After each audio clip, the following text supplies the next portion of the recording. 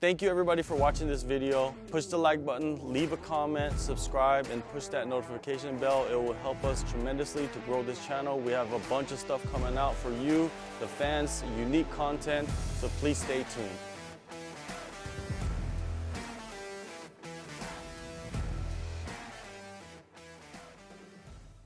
JHK here for the All-Star, and joining me right now is Bantamweight prospect Mando Gutierrez. Mando, thank you so much, man, for the time. How you doing?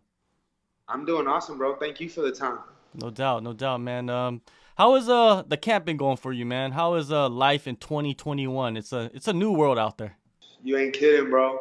Honestly, if anything, for me, it's been better. Like, I think it made it really easy for me to stay really focused, to be able to do what I need to do, get my stuff done.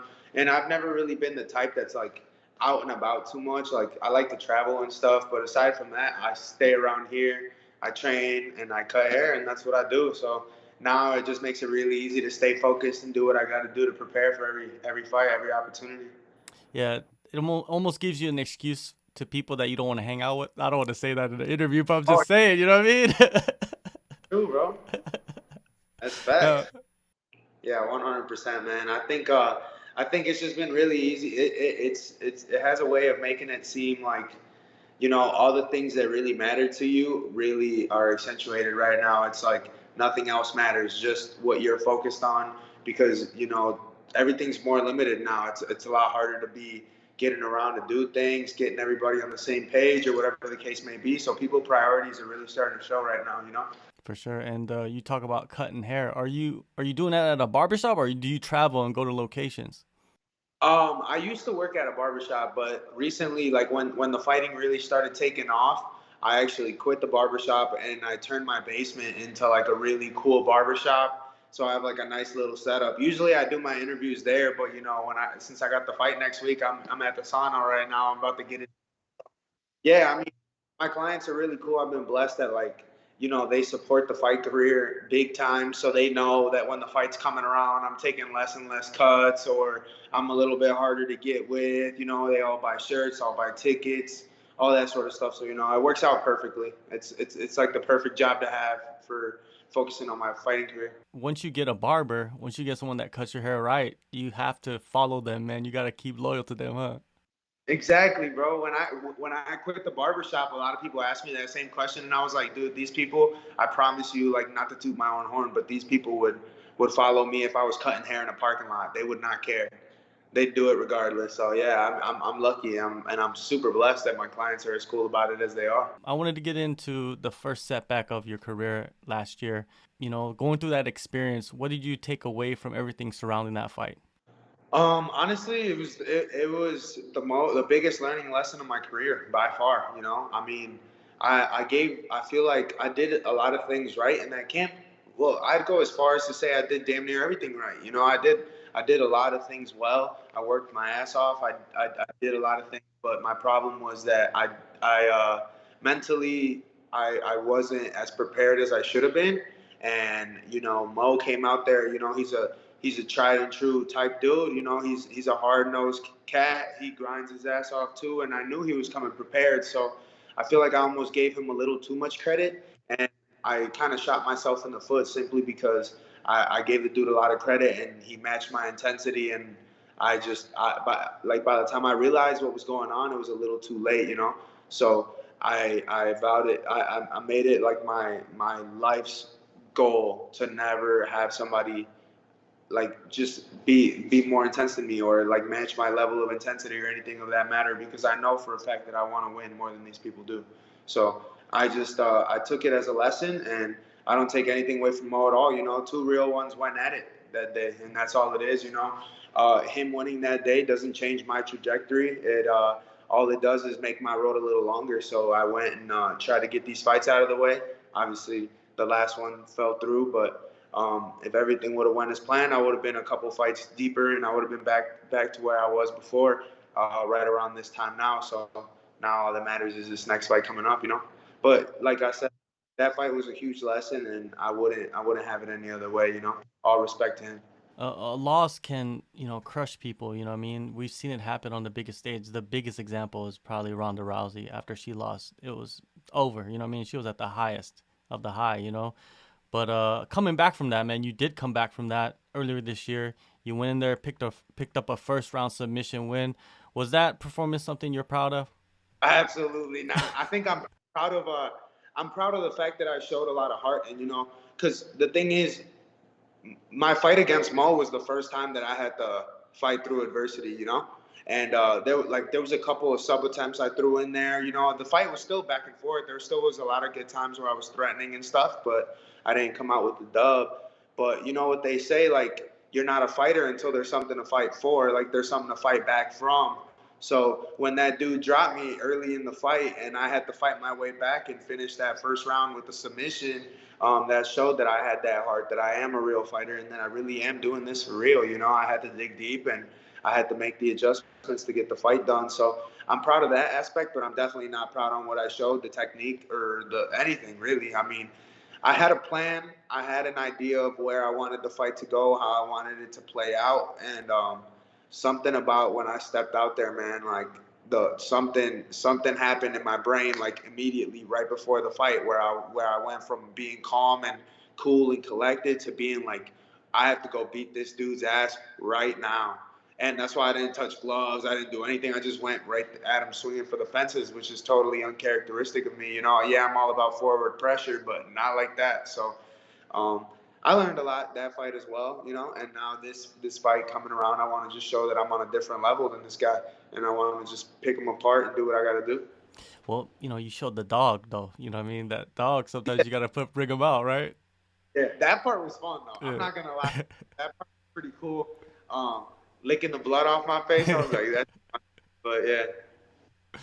All right. Now, you had a fight, a couple months ago that fell through, like, because your opponent was pulled during their weight cut or something like that happened. How angry were you, man? That happened. Ah, man, it's like it's still like that's the first time in my entire career that ever happens to me, and I didn't know how shitty that feels until that moment. But it's horrible. That sucks, man. I would have wished that on anybody. You're obsessed over this day. You're so ready to go. You've been watching all this film. You've been preparing. You've been sweating. You've been grinding, and the other dude doesn't take it the same. That other guy signed the contract and thought he could fuck off a little bit longer or blow off the weight cut or just do whatever when I was focused. I made weight. I did everything I needed to do. And I ain't trying to hear none of those excuses. The dude didn't want to fight. I said he could weigh whatever he wants to weigh. He doesn't have to make weight. And he still didn't make weight. And he still didn't show up, even though I said he didn't need to make weight. So I mean, you can dress it up however you want. I personally think he just didn't want to fight that day and he wasn't ready to go. If he got cold feet, then he just got cold feet. It is what it is. I'd respect him more if he did that. But as far as the fight itself falling through goes, it sucked because I was really ready to go that day, and I was I was set out to prove something to myself. That it doesn't have to. I don't have to bring that dog all the way out and fight back from some adversity to win a fight. I can win a fight technically. I can win a fight really strategically and do what I need to do. Just stay really composed. And I had a lot of things going for me in that fight, and I was ready to showcase a lot of new skills that didn't get shown. So that's what this one's for. All right. Well, the next fight, December 10th, XFC debut. How did you connect with the organization? It's crazy, man. It's actually like it's one of those things where all of this just kind of came full circle. Matt Frendo is the matchmaker for him, and he's actually been working his way up the ladder. He's pretty much the man in charge over there. And Matt Frendo actually used to own a show. He used to be the matchmaker for KOP, and then went over to Lights Out. And I actually fought most of my career with them. So I started off, fighting for KOP. That was my first amateur fight, and it happened to be at the same venue that this fight's going to be at, under the same matchmaker, under the same banner, under the same place, like the same lights, same arena, same warm-up room. Everything is the same. And now I've leveled up. He's leveled up. The company is paying good bread. So it all just kind of came full circle, and it just worked out perfect, So it just kind of one of those things that just kind of fell in my lap, and I was all about it, I definitely loved my time with LFA and everything, but this was just something that I couldn't pass up, and I had to go this XFC route for this fight and just fight in front of my people, you know, my family. Anybody that knows me knows that that's who I do it for. That's what I do it for. My people that are around me. It's just something that I can't even describe, man, fighting with my people behind me. So I had to. It's a different energy right there. Now, Chaka Worthy, what are your thoughts on him and his skill set?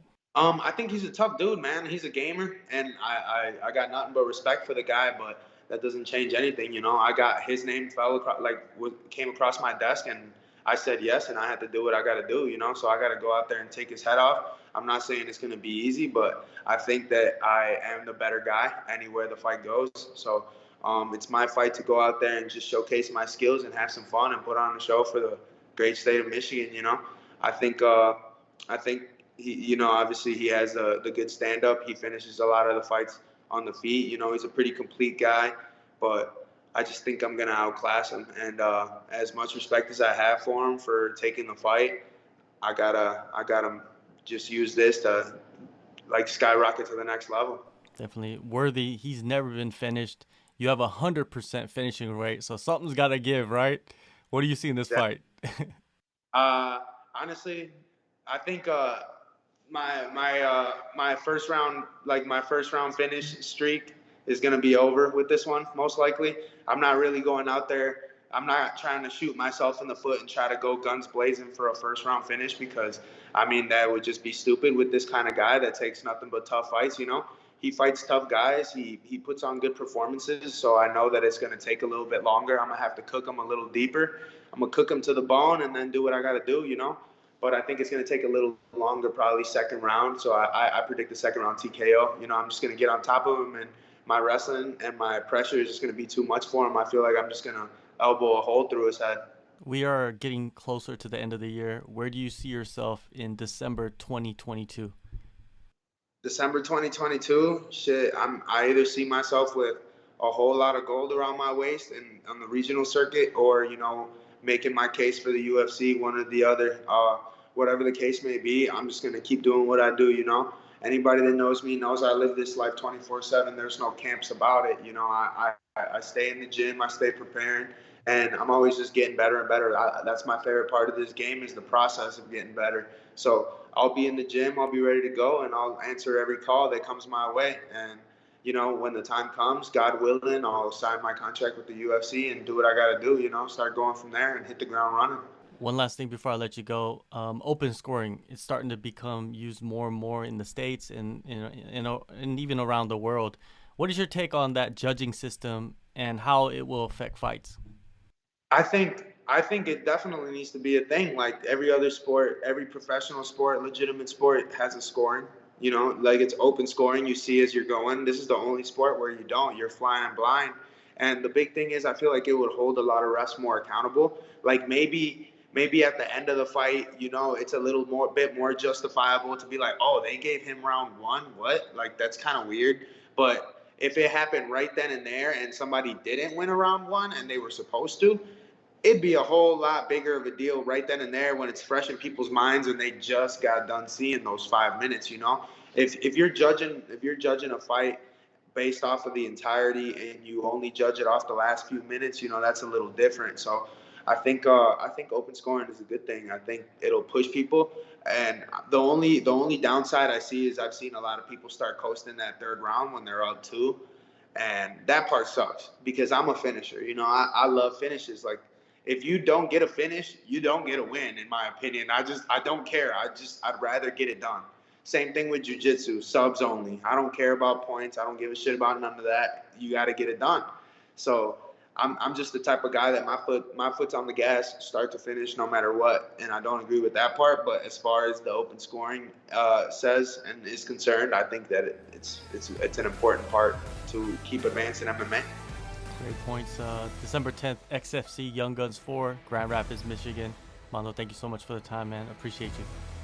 As always, bro, thank you. Thanks for the time, man. I'm glad we got to do it again.